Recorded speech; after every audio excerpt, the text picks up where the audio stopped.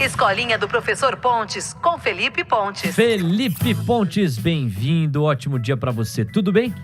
Fala, Léo. Fala, galera. Bom dia a todos aí. Vamos nessa. E bora falar de governança corporativa, que pra muita gente é perfume, né? É como se fosse um subtema. Governança corporativa. Apesar disso estar mudando nos últimos tempos, com a ascensão da agenda ESG, tem muita gente que ainda não dá o peso que deveria dar. E o Felipe Pontes vai reeditar aqui um aprofundamento sobre governança corporativa, porque para quem acha que é perfumaria, o que é que você acha, ô Felipe Pontes, dos impactos da adoção das boas práticas de governança para o mercado de capitais e para o desempenho de uma empresa?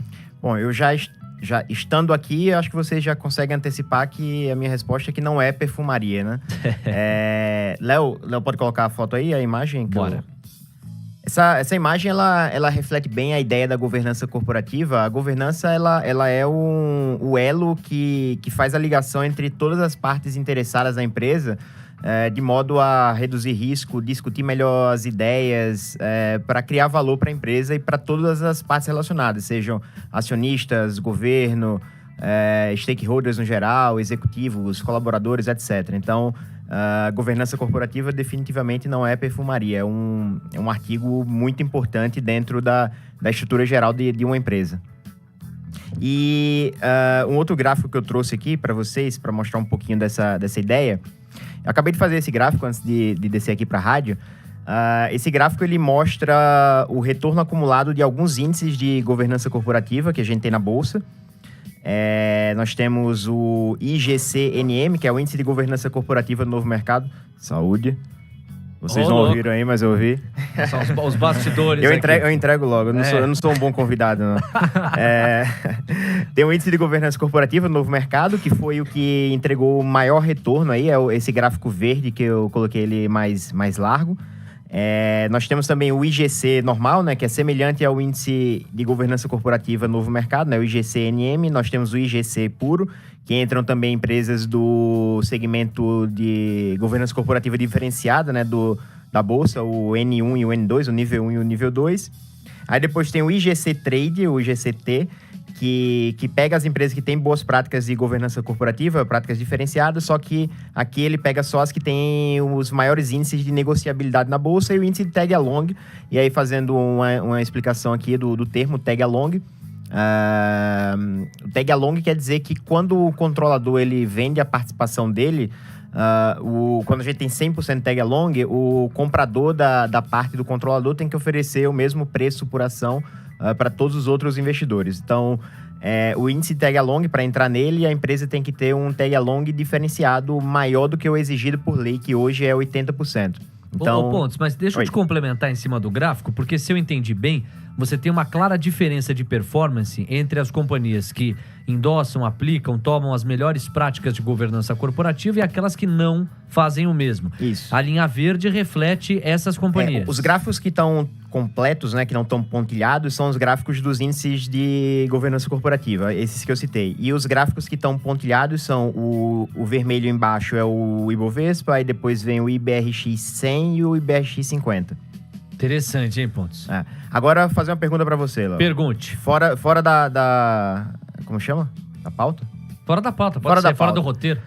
É uma pergunta semelhante a quem veio primeiro, o ovo ou a galinha. Eu tava até escutando um podcast esse final de semana que falava disso, né? Quem veio primeiro foi o ovo, teoricamente, porque era um outro bicho que se transformou depois numa galinha que botava ovo. Eu não sei explicar muito bem, não, mas é isso. Faz sentido alguma tese que não comece pelo ovo? Porque a galinha vai cair do céu assim... Mas e de onde o ovo vem também? Não, tudo bem. Mas vir do nada a galinha... Eu sempre briguei com a minha mãe, com os meus pais. Ovo ou a galinha? Eu acho que o podcast é Pílulas do Conhecimento. São episódios bem rápidos. E aí a pergunta que eu te digo que eu te faço é... Será que esses índices, eles têm um retorno acumulado maior do que os tradicionais? Porque as empresas usam boas práticas de governança corporativa? Ou será que as empresas boas, elas são boas e elas usam boas práticas de governança corporativa? Ou seja, o que vem primeiro, a empresa ser boa e usar a governança, ou a empresa usar a governança e se transformar numa empresa boa? É que pra mim, aí eu não sei se eu tô sabonetando na resposta, mas pra mim, uma empresa ser boa, apesar de boa ser um adjetivo assim subjetivo, né? A empresa ser boa, pra mim, é indissociável da boa governança corporativa. Eu não consigo estimar um cenário que separe as duas coisas, entende? Isso, E aí esse é o ponto desse gráfico aí. A gente olhando o gráfico, então eu só vou investir nas empresas que estão nos índices diferenciados de governança corporativa.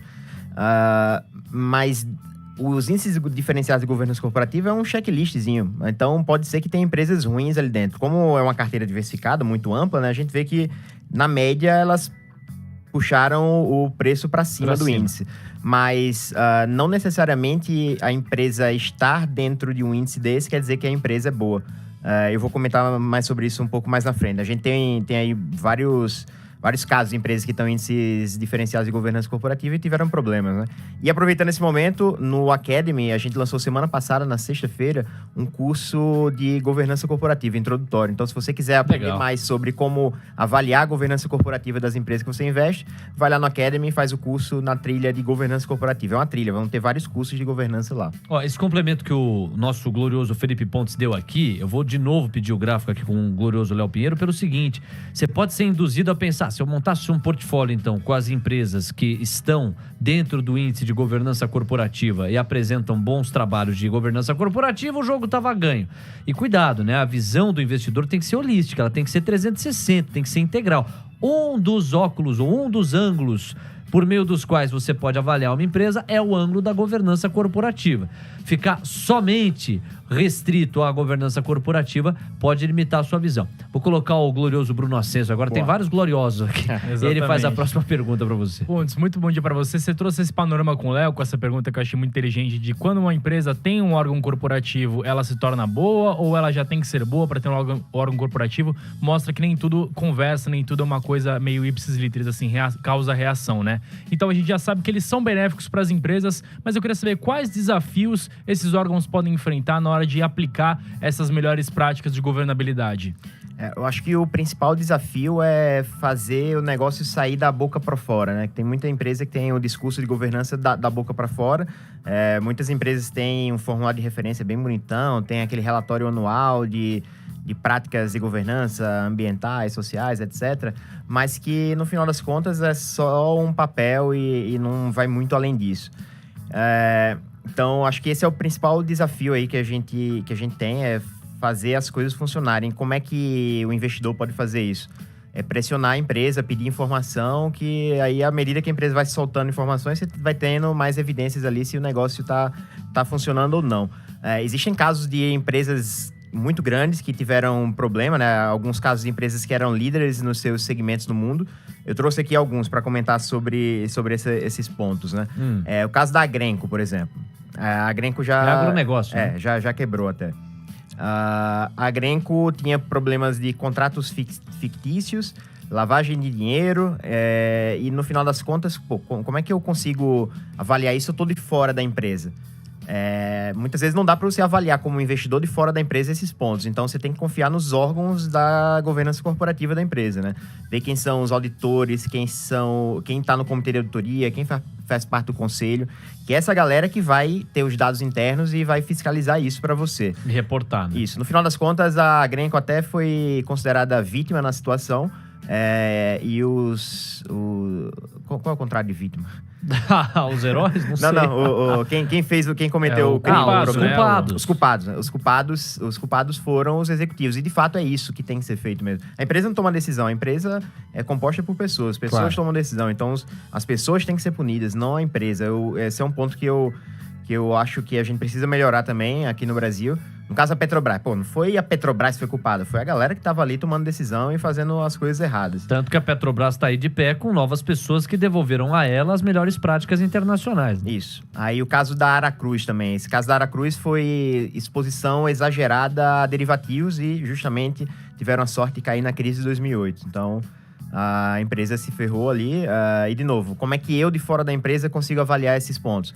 Não dá. Eu tenho que cobrar a empresa que ela tenha uma boa auditoria, tenha um bom comitê de auditoria, tenha uma boa auditoria interna. Independência, isso, né? E tenham bons conselheiros para bater nesses pontos aí.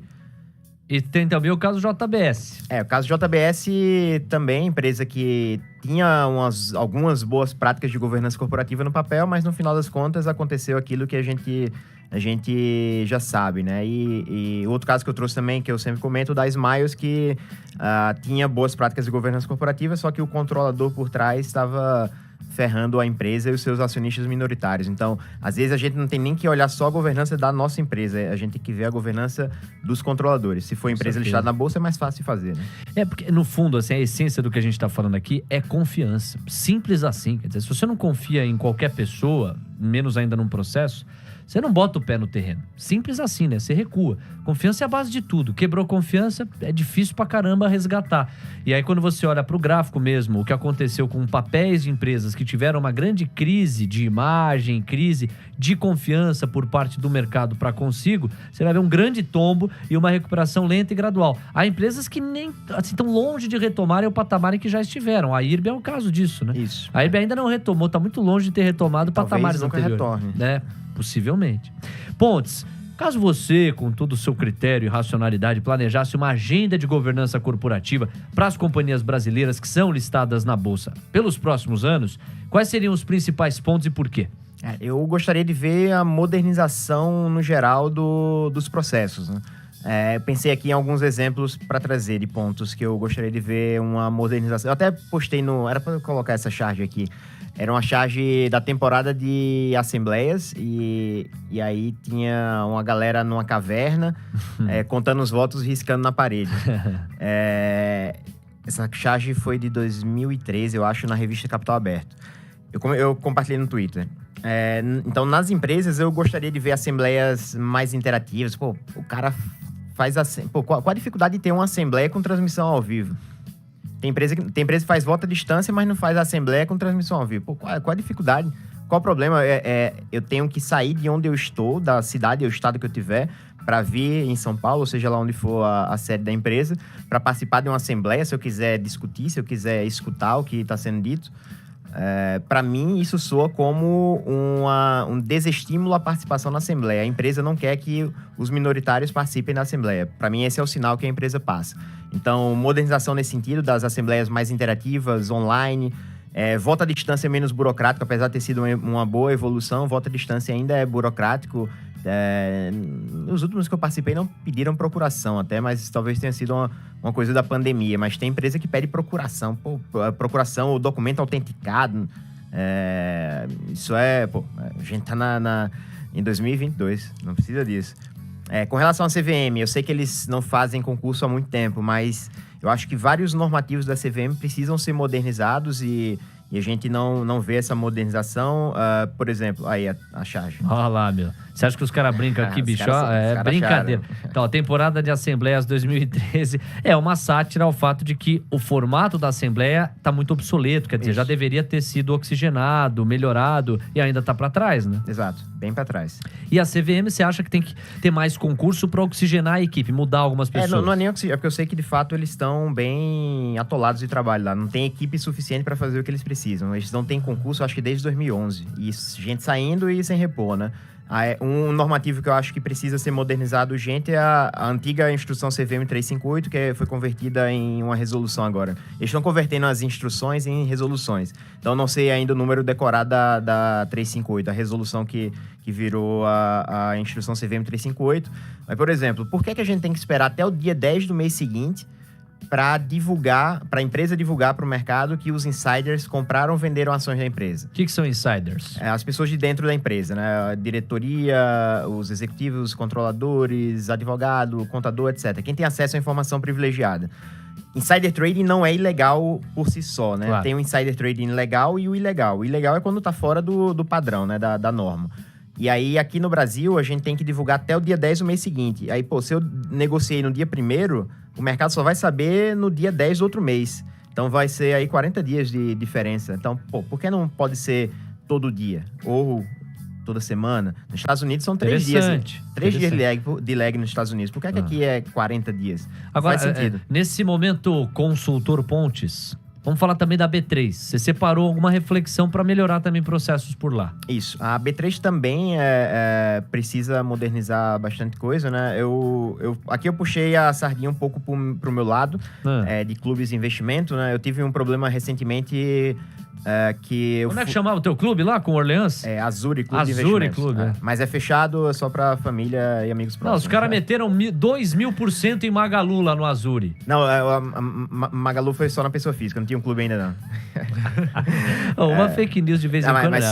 Mas foi bem mais de 2.000%, eu acho.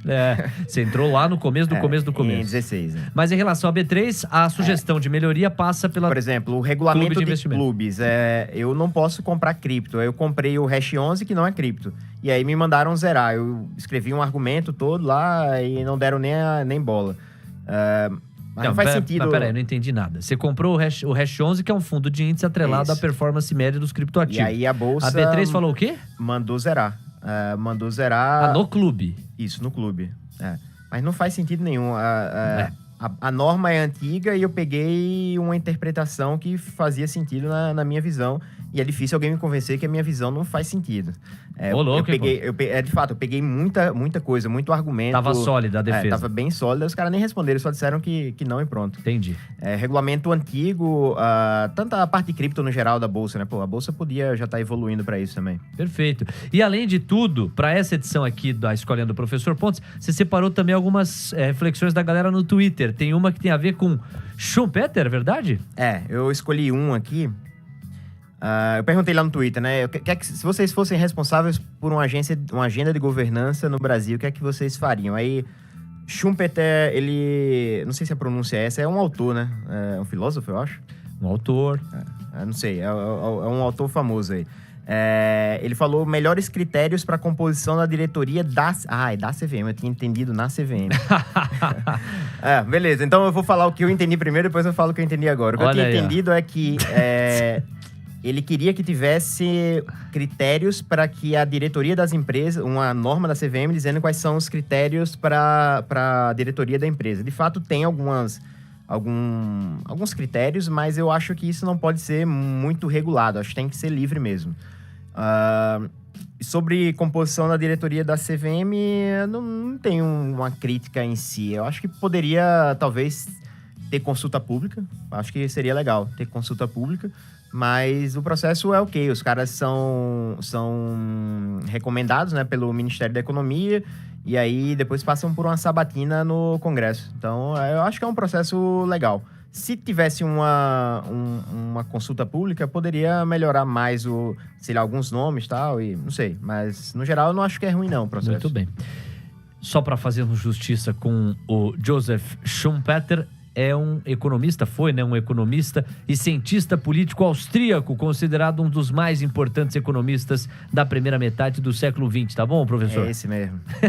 Hoje eu tô com Tava aqui, eu só tava tentando lembrar. Eu tô com a memória meio fraca hoje. Tá certo. Eu tomei a vacina, a terceira dose, acho que é isso. Ah, é? Brincadeira, hein? Tome a vacina. Pelo amor de Deus, hein? Olha aí, o incentivo que é pra você completar a sua imunização contra a Covid-19. Não tem essa de memória, não. É brincadeira do Pontes. Pontes, super obrigado, um abração e até a próxima edição. Boa. Valeu, galera. Até a próxima. Valeu. São 11